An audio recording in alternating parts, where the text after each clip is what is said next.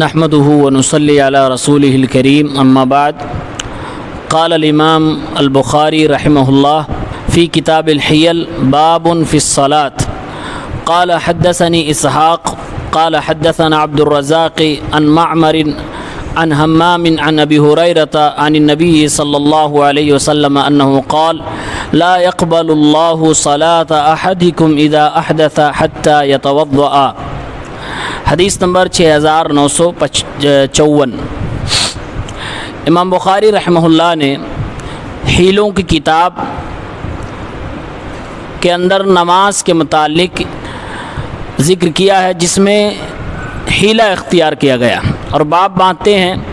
نماز ختم کرنے میں ایک حیلے کا بیان۔ کہتے ہیں کہ ابو ہریرہ رضی اللہ تعالی عنہ فرماتے ہیں اللہ کے رسول صلی اللہ علیہ وسلم نے فرمایا اللہ رب العالمین تم میں سے اس شخص کی نماز کو قبول نہیں فرماتا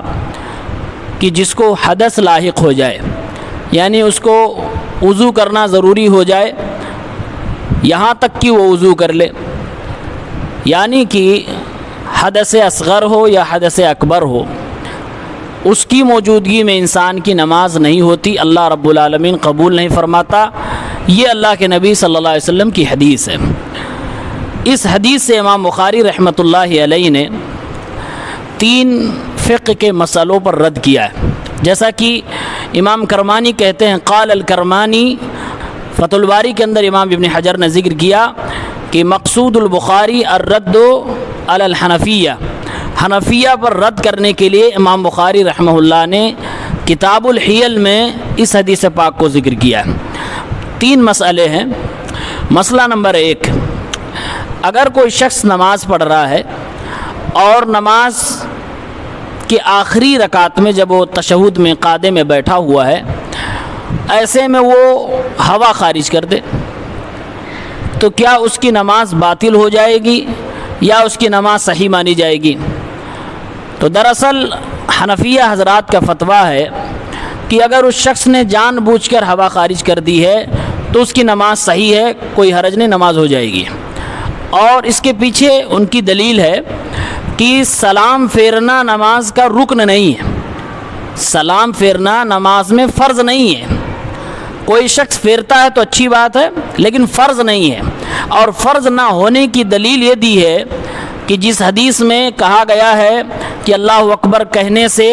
بقیہ چیزیں حرام ہو جاتی ہیں، یعنی نماز شروع ہو جاتی ہے تکبیر تحریمہ کہنے سے، اور سلام پھیرنے کے بعد انسان نماز سے باہر ہو جاتا ہے، کہا یہ حدیث خبر واحد ہے، اس لیے اس حدیث سے ہم کسی چیز کو فرض یا واجب نہیں کہہ سکتے۔ تو گویا کہ اللہ کے نبی صلی اللہ علیہ وسلم کی ایک جو حدیث ہے تحریمها التکبیر تحلیلها التسلیم،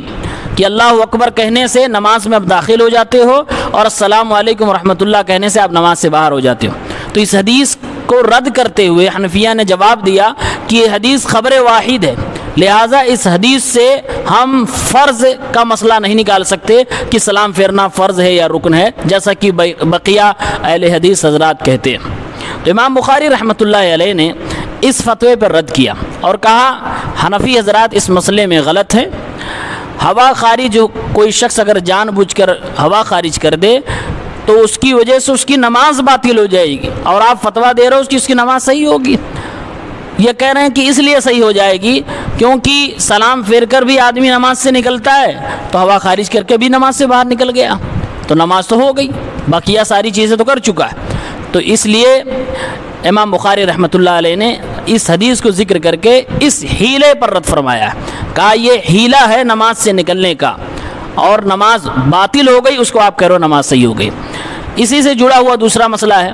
کہ کوئی شخص جان بوجھ کے ہوا نہیں خارج کیا، اس سے گیس کی پرابلم ہے یا نہیں روک پایا، اس وقت میں ہوا نکل گئی، تو کیا اس کی نماز باطل ہو جائے گی؟ اس کو کیا کرنا پڑے گا؟ تو حنفی حضرات کے ہاں اس پر یہ ہے کہ وہ شخص وہیں پر نماز چھوڑ دے اور جائے وضو کرے، وضو کرنے کے بعد آئے، بقیہ جو باقی بچا ہے اتنا پورا کر لے، اس کو کہتے ہیں نماز پر بنا کر لے، جو پڑھ کے گیا تھا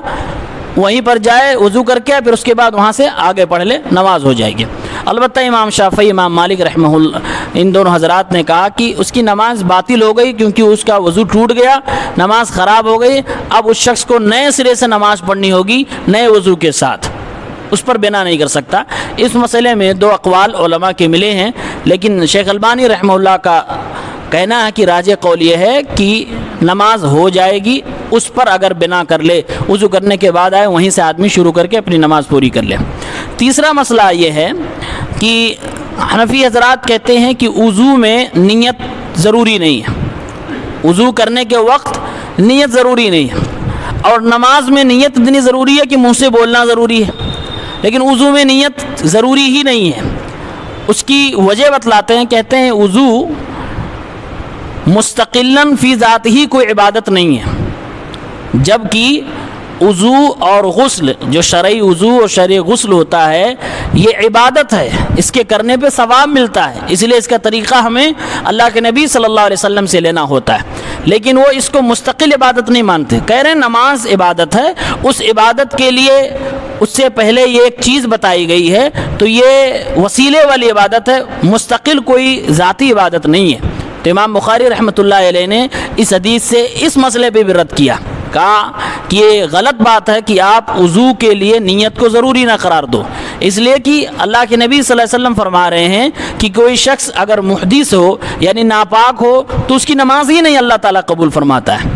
اور بغیر وضو کے کسی شخص کی نماز نہیں ہو سکتی ہے۔ اور اللہ کے نبی صلی اللہ علیہ وسلم نے یہ بھی فرمایا ہے انما الاعمال بالنیات، کہ تمام اعمال کی قبولیت کا دار و مدار انسان کی نیت پر ہوتا ہے، اور